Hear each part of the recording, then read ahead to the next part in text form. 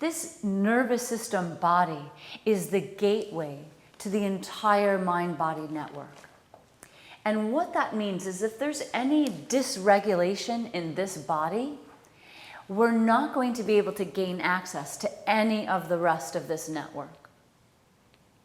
So the nervous system is sort of the guardian of that gateway. And if you can imagine a huge guard dog here, sort of guarding the gateway that you can't get by, like Cerberus, that Greek mythological guard dog that was at the entrance to the underworld. So the nervous system is that part of us that sort of, it works electrically through electrical impulses. And the nervous system has a lot of different jobs in the body. It regulates a lot of our involuntary movement and also some of our voluntary movement. So things like body temperature, sleep and wakefulness, things that we think of there. And for me, my main sort of preoccupation or passion is the autonomic nervous system, which includes the sympathetic nervous system and the parasympathetic.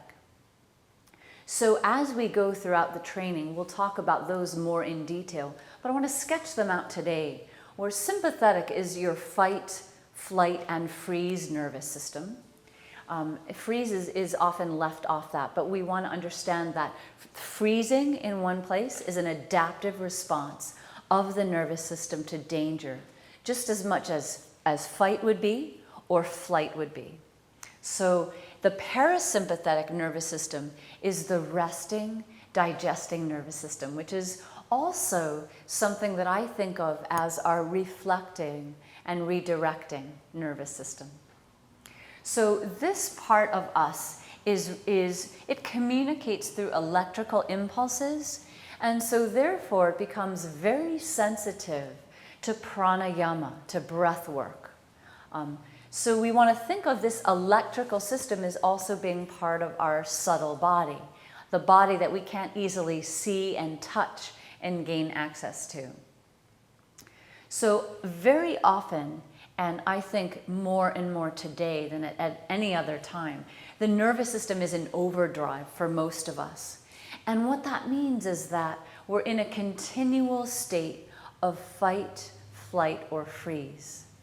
And we multitask, and we're on Blackberries and iPhones and iPads and iTouches and droids and all kinds of things, and also instant messaging and Facebooking and talking on our Bluetooth in the car, picking up the kids and rushing to the store and trying to do so many things at once. And there are many, many stimuli out there that we're asked to respond to, more so today than really at any other time in history.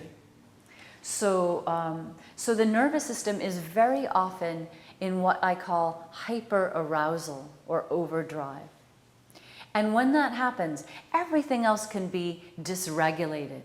And in particular, what we call the emotional body, which is also known as the limbic system.